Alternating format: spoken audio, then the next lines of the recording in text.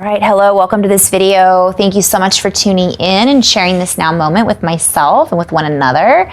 For those of you who haven't seen these videos before, welcome back if you have. So I just wanted to go into a little flow.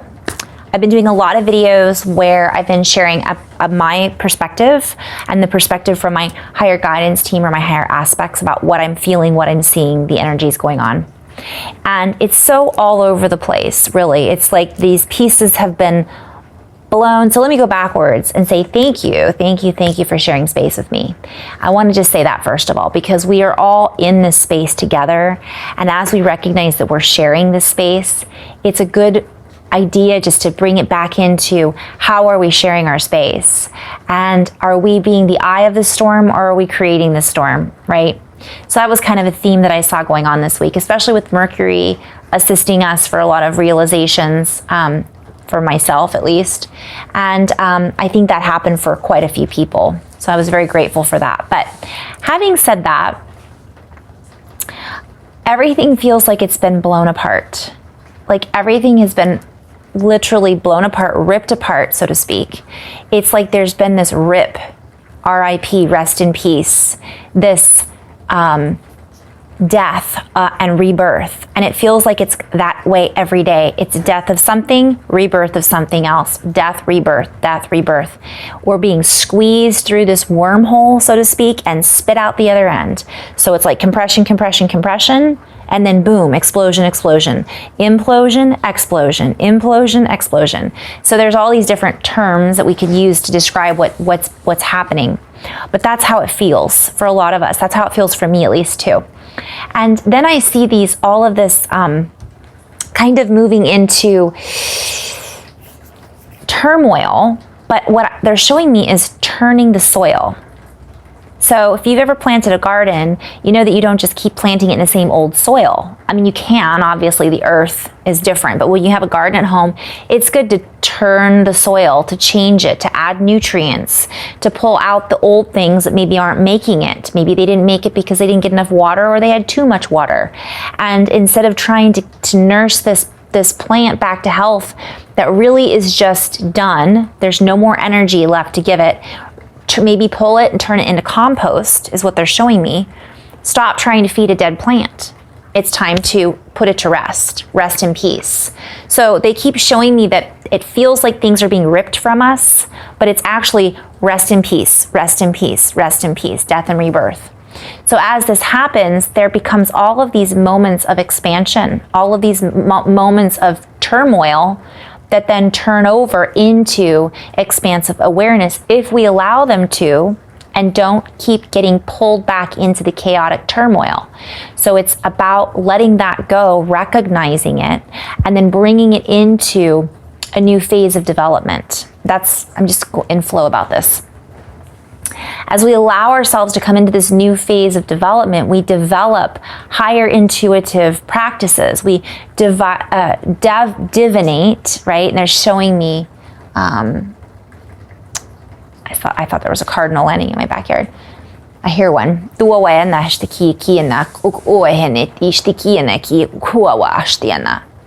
So they're kind of pointing out a lot of the dark stuff that's come up. There's always another side to it. So seeing the synchronicities in the dark or in the shadow can be very useful. You know, the shamans, for example, steering the tornado by eating, right? Eating, I think they call it the hucho. Anyways, I'm probably mispronouncing that.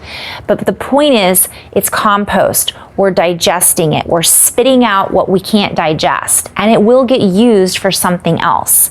We're not continuing to eat things that no longer give us nutrition. Or if we are eating things, recognize how they are giving us nutrition. Where is the value to this? Where is the nutritional substance or value? And what they're showing me as we turn the soil, things come up. Worms, snails, things that were in the soil that don't necessarily look good, but they're actually helping to aerate the soil. They're helping to poke holes and create space. Let the gas out. I keep making this reference to gas and gas bubbles and burping and the cosmic burp, and our bodies releasing toxicity. And that is a play on words about toxicity, like talk in the city. What are we talking about? Let's get rid of that old dynamic of he said, she said, can you believe this? Or, gossip. That's such old energy, old news. And I think what's happening too is a lot of us feel that right away. And sometimes I see that we're not sure exactly where to turn from there. It's like, I got involved in this conversation and it doesn't feel good. And I can tell that the other person feels that way too. And all of a sudden we'll go, it's like you just lose the desire to talk about it. Isn't that funny? I love that. So what they're showing me is talk is cheap. And they're showing me that there's a diversity that needs to be expressed in the form of communication. That is a part of this, what's going on with this explosion. Let me go back to the explosion. They showed me Legos that had been exploded, and the Legos built something. They're all there still floating around us. Picture us in a soup of Legos, and we can pull out the red one and the yellow one if we want to. We can let that green one just float by if we want to. And they're just kind of showing that there's plenty of Legos available for everybody because all of this energy can be reused, redirected, so on and so forth. So I'm seeing a lot of reference to, and I'll post this. Today is my day to catch up on my blog. I say that every week, don't I? I do write it all down. I just don't always post it. What they're showing me is all these references to Fahrenheit, fair in the heights. And I have this whole flow that I went off into this about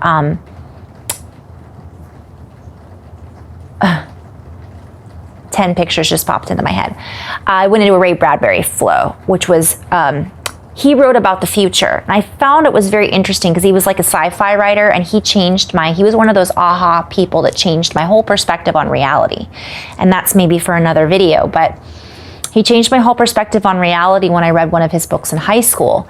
But it wasn't necessarily the Fahrenheit book, but that's the one I'm getting reference to right now. And he's a science fiction writer. But science fiction is often more real than it is fiction. And I kind of like that reference to the movie Stranger Than Fiction or the Secret Life of Walter Mitty, those kinds of movies. They're really a really good way to delve into what reality really is constructed as, besides the Matrix, of course. But back to the Fahrenheit. So he was a science fiction writer that wrote about these future concepts of how things were. But the funny part about it is now we're reading this book that was written in the 50s or 40s, and apologies on that, I don't remember what year it was, but it's still applicable to now. So who was really, it's just funny. I'm seeing all of these different frameworks and reference points. So as this explodes right around us and things are dismantled to be pieced back together, we can still utilize those pieces, but we don't have to utilize all of the pieces. And we might have to go back into something to pick up some pieces that we feel like we still might want to utilize. So for example, if you watch a movie, or I always make the reference to, it doesn't matter. Let's say you watch a movie and you watched The Matrix and you thought it was one of the dumbest movies you've ever seen. And then 5 years later, you go back and watch the same movie and it's brilliant because you're not the same person you were 5 years ago. You have a different perspective. And you're gonna pick out pieces from the movie that you missed the first time around because you're not the same person. And you guys know what I'm referring to. And that's essentially what's going on. All of this stuff is being dismantled and pieced back together by us, by us as beings who are embodied galactic representatives, right? Having a human experience. So we are Earth beings holding within our DNA the structure of all these other places that we come from. And we're all together experiencing this. So it's really cool. It's a really cool time. And so some of us were doctors on other planets, for example. And I'm going galactic for a moment, but I want to tie it all into Earth because that's really, really important. It isn't necessarily about what I did on Sirius. It's about what I can bring from there to now. And whether that be through light language or writing or toning or maybe artwork that many of you guys are doing from your own DNA or heritage or connection right, to your ancestors. And that can also be earthling ancestors. It could be Atlantis, it could be Lemuria, it could be Native American roots from, you know, it doesn't matter. Easter Island, right? All of those ancestors, we're still tapping into our galactic brothers and sisters, if you follow, catch my drift. So what they're showing me is all of that's dismantled, and we are the ones that are putting the pieces back together.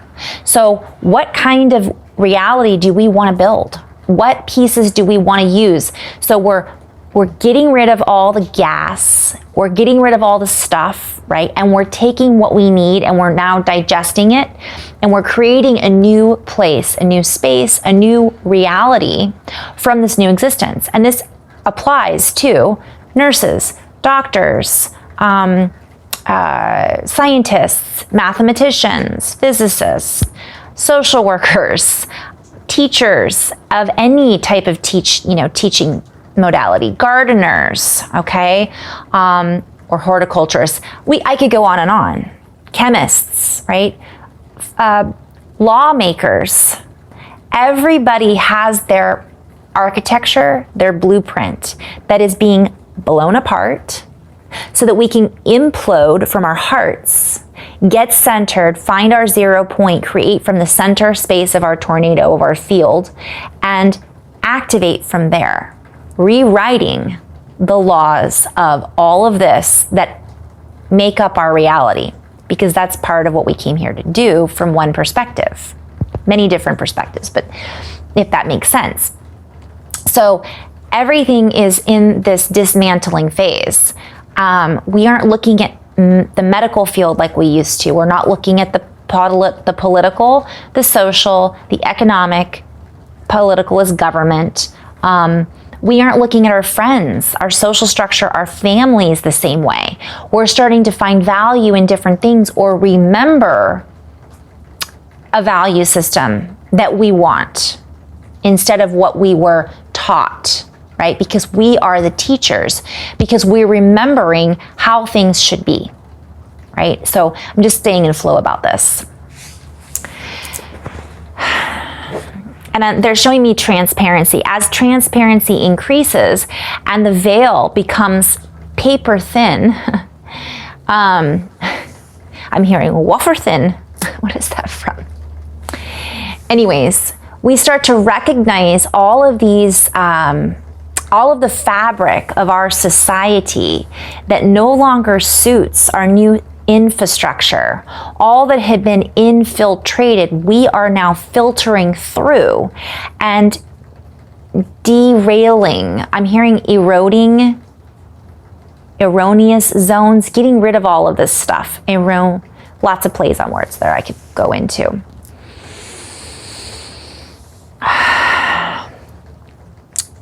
So as we clear through the mud and the muck, we are being invited to recognize that we are not stuck, that this is a temporary distraction point. And there's a lot of plays on words here. From one perspective, we could say that we're being distracted, even heightened right now, because there are still people that are in the process of getting flushed. Energies in the process of getting flushed, hierarchies in the process of getting flushed, royalty that is no longer being, I'm seeing like teed off, like, okay, this is no longer applicable to our new reality system, right?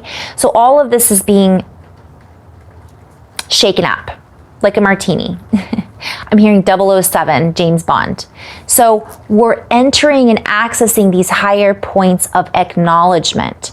And as we do this, our infill structure is restructured. So what we think was infiltrated is only an echo and a reverberation of past infiltrations. And they're asking me to just really play on the words about this. Earlier, I'd had this reference to reverse osmosis and how it is a reversal in order to clean. So it cleans the water through reversing something. And a lot of things, it feels like we've gone backwards, but we really haven't. It just looks that way because of all the shuffle. So they're showing me like a play. They're showing me, if you ever look at a shuffle, it's like these two arrows that crisscross, and it's showing this, I see this infinity symbol. So there's a lot of things that are being recalibrated, reorchestrated, simulated. And they are only simulations of past experiments gone awry. They're showing me rye bread. So it's like leavening. It was puffed up and now it's being deflated. And we're seeing things, all of that puffiness is gone and we can see through it now. We're like, whoa, but we can take out the nutrients from that are still available to us, because there's always some type of gain, nutrition that can be accessed even from what is seemingly, they keep bringing up that word, infiltrated. Okay, so they're showing me like a filtration system in general too. You put a filter in and it catches all the crap. And that's what we're in right now. It's the filtering cycle. So there's a lot of crap that's still in our system. But then once that tank is cleaned and all of that stuff is removed, because it can't move because it's too dense, right? It can't float, it's just stuck. It gets scooped out. And they're showing me a chalice. So I'm sure that it has reference to coherence and implosion and phase conjugation. So the more people that go through this heart-centered energy, the more people that are in alignment with their highest aspect, the more people that are anchoring and grounding to Mother Earth Gaia and anchoring these frequencies and going into a place of coherence, non-judgment, gratitude for the experiences that are being played out in front of us, that we are essentially allowed to play with so that we can learn what we don't, continue to get rid of what we don't want. Oh, forgot about that. I don't want that. No, let's get rid of that. I forgot I wanted to get rid of that, for example. And then what happens is when that filtration system, it gets automatically filtrated by us. We're the filters. So we are reactivating, reintegrating. It's all being done again right now because it's a cycle. But this cycle of disharmony is really like chaos theory. They keep bringing it back to that. It really is there is a higher purpose behind it all, a higher blueprint. And it's something, I'm getting goosebumps right now. It's like something that we've never done before, even though everything's already been done. It's been played out before, but we're actually playing it out on stage. And they're asking me to continue with that example. So if you think of a play and you watch it on stage, there's a script and there's a certain, and they're saying that a lot of it's being ad-libbed right now. Ad-libbed, is that how you say it? Ad-libbed? Ad-libbed? And so what happens is this gets played out, but we're ad-libbing. So there is a blueprint about what we're playing with and what the props are, but we're ad-libbing. So we might actually add our own prop or change the dynamic a little bit. And if we all do that from our hearts, it gets rid of the stuff that doesn't work for that old blueprint anymore. And it becomes fresh and new.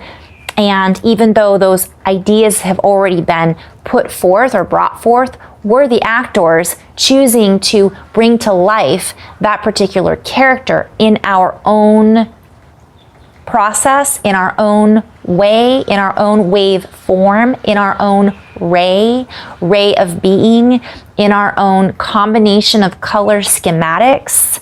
And this is a lot of plays on words. I see reference to all of the rays that are here. Blue ray, gold ray, violet ray, all of the angelics, all of the galactics, all of the ancestral lineages. But there's also a reference to all of the frequencies that we hold. And it also pulls it into the artist, for example, all of the artwork that's being expressed right now through music and through color therapy, for example, through movement. All of it is being done in a old ancient way, but a completely new way at the same time. And it's super exciting. And as I said, super, I'm realizing that they're leading me into super conductive, super conductivity for the super railroad. So it's like this new line of efficiency is what they're saying.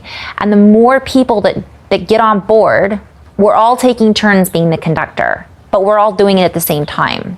So again, it's that masters of frequency. And we don't need somebody else to show us the way because we're here. And in doing that, the way is us showing up. If that makes sense. And they're showing me like we're conducting, we're blowing the whistle, right? And we're saying full speed ahead. We're determining how fast we go, which tracks we decide to take, who we want to ride with us on our train, how we want to express it, how we want to decorate it. And it's really, really exciting because there's no really laid out tracks is what they're showing me. They just showed me a train that's like a flying train, right? So there's no tracks for it. We know the course to get from point A to point B. We know how to get from, you know, California to Maine, or we know how to get from the United States over to Europe in flight. That doesn't mean that that's the only way we can fly to get there. We have flight paths that are laid out, but that doesn't mean that's it. We can do it many different ways if we have the conductivity to carry us there. And they're showing me space travel too. It's that idea of rocket fuel only goes so far because that is an explosive factor and it runs out. It's not well, they're showing me reapplicable, but self-sustaining. When we implode, it's self-sustaining because we're connected in through our effervescence is what they're showing me. Luminescence. They're showing me this constant thread of activity that keeps us. It's like mana, where it's like energy from the heavens, right? Food. It's a constant source of fuel. We're not going outside of ourselves for that fuel through whatever it might be, robotics, rockets. It's not anything that's not sustainable, right? We are the rockets. We are the equipment. We are the tools. And once we start to recognize that, that then takes the train down that station rather than taking it into another station. And I think about, I come back to sci-fi because they just showed me a picture in my head of certain realities that were in science fiction movies that I would always watch them and go, ew, I don't want to be in that reality. But that reality is an option. And if people want to go there, they can play that out in that reality because they're the conductors of their train. So we're here to be the conductors of our own train. I want 5D, I want 12D, I want to connect to all the higher dimensions. You know, I want all that. I don't necessarily want to play out in these other fields that I might have participated in before or I already saw them, right, and decided ahead of time that that wasn't for me. But that could be for somebody else, and stay in that space of non-judgment and coherence is really important in all of that. But at the same time, when we are in a space of incoherent versus when we're in coherence versus incoherent, super close in those plays on words, right? When we recognize that we are the conductors, right? We are the phase conjugators, that's what they're sharing. We are conducting this next phase of development. People want to jump on that train. They see what they're on and they're like, I don't want to go there anymore. I didn't even realize I was on that train. And they're like, and we're going all aboard, you know, come on, jump on this train. And then we show them how to create their own train. Hey, you were on that track. You saw that that wasn't for you anymore. And now you're over here. Let's play. It's infinite. It's not keeping them there and saying, okay, now you have to follow my rules and how I do things. That's the old train system. And that's the old confusion. That's the old, like they're showing me all these different tracks in the astral, I guess, or in this old version of how reality was, where there was good or bad. And just because you did things a certain way, that made you good. And just because you did things a certain way, that made you bad. That isn't how it works entirely. And who's to judge what's good or bad? You feel it in your heart. And once you feel that in your heart, the actions that we take then create the goodness. I'm hearing for goodness sake, Okay, I'm seeing this reference, for goodness sake. If we go into this is moving into the solstice. Is it the solstice? No, the equinox. moving into December 21st. Okay, moving into not only that date in time, we're coming up onto the 11/11 portal as well, but we're already in that. It's, for goodness sake, you better be good for goodness sake. It's Santa Claus, right? What is Santa Claus? Pineal, pituitary, the brain coming down the chimney, the activations with the Kundalini. And I've had a lot of references about that too, but that's a whole other video. How many times I say that all the time. I'm gonna be doing videos maybe forever because it's infinite, all the fun stuff that we can talk about. But essentially what they're sharing me is we do it because it feels good. Not because it feels good from, I have to do this because I don't want to get into trouble. But also what they're sharing is when we feel good and we're in a space of bliss, that creates that vortex of the apple of our eye, right? It helps us to see our third eye. It implodes. And I use these words now because I've been writing about this for a couple years now and didn't realize what I was referring to. Because I was in bliss and I was in the zone, I was in flow, and I was connecting to my higher aspects that do know what all this is about, which is what we all do when we're in synchronicity and flow to a certain extent, right? That's what we're doing. We're tapping into higher knowing, higher knowledge, the collective heart mind, right? So what they're showing me with this, what this does is it creates, they're asking me to go back to, for goodness sake. So as this happens, we're tying this in with times, we're tying this in with nodes and access points that are coming up that we will have more clarity as we pass through these portals, because we're doing it because it just feels good in the essence of we know it's right. Not because somebody else told us this is how you have to behave. We behave that way. We beehive, we are part of this heart hive because we feel it in our heart and we know that the right thing to do is to be kind, right? In kind, to transmit these frequencies of acceptance, of gratitude, right? We do that and it continues to pay it forward. It continues to pave it going forward. It continues to create value in this new metric system. So this is a play on words, and maybe I'll go into that in writing. So I'm going to kind of end on this note, as we create together in this portal of recognition and this feeling of energy and frequency that I am transmitting, that is being transmitted through me from source, from my source energy conduit, as a conductor of my own railway, I'm hearing lots of different words here, station. And as we set up our space stations, our stations in our space, we create a honing device, that's a big play on words too, for others to connect into so that they can feel more at home, so that they can feel through our energy, not because of what we tell them to do per se, not because of us saying, well, you can take my energy, I'm gonna feed you. That's not how it works, by the way. I just wanted to clarify that. We're just holding space. We are who we are. We behave from our own hive.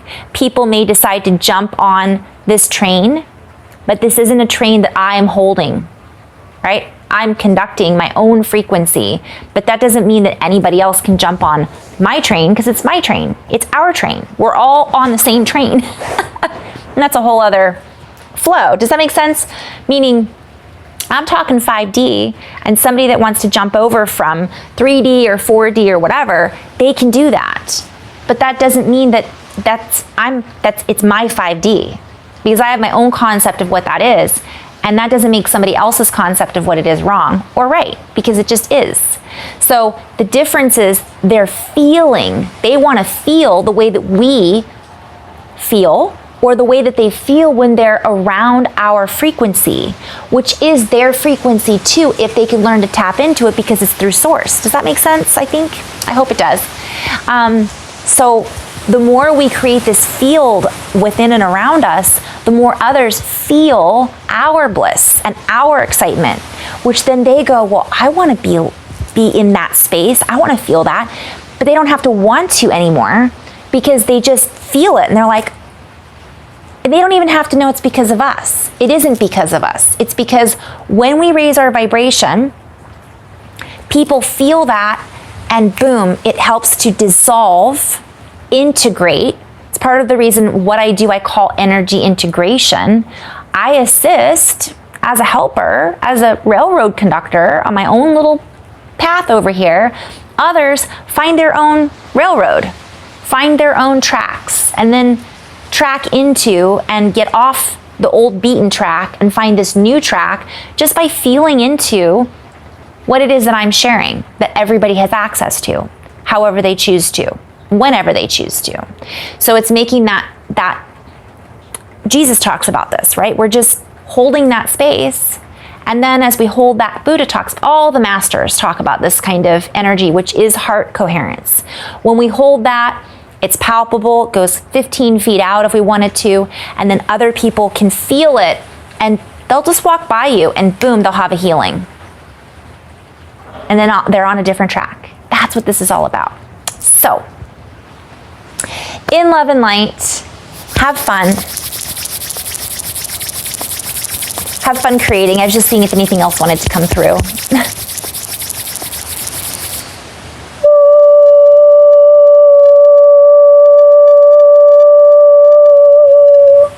Duawayana het istiki na kukuayat istiki na kukuishtiat istiastia. Duawat istiki na kukuawa astehan akuawa.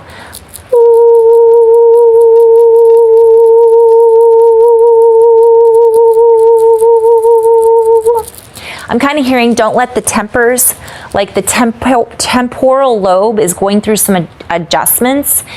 As this happens, sometimes we can feel these tempers, the temperature, again, this Fahrenheit, we can feel the temperatures rise, and recognize that that's part of that burning off the excess, burning off that corrosion. Sometimes we have to burn it off so that it can be alchemized, and they're just reminding me to remind everybody about that. So in love and light, guys, have fun alchemizing, bring in the heat, drink a lot of water, help balance out and stabilize those frequencies, get out on Mother Earth, get your feet wet, get in the water if you can, get your feet barefoot on the earth, send this energy into the earth of love, anchoring these frequencies, but also grounding like we would as a conduit, like a lightning rod, right? Because as we move this energy up, which I'll go into in another video about the heat conductivity and a lot of the physical aspect that's going on. All right, in love and light, namaste.